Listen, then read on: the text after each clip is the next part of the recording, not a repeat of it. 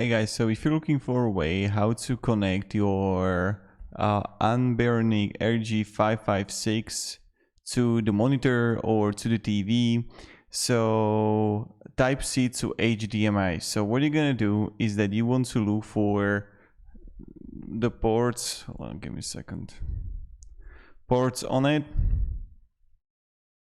and you're gonna have it, right?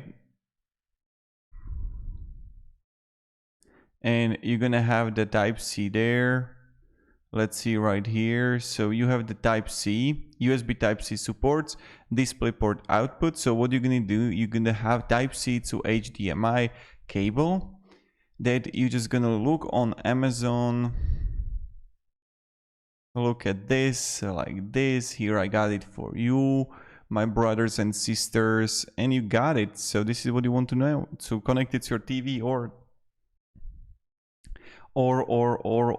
monitor. So thank you very much for watching and have a great day.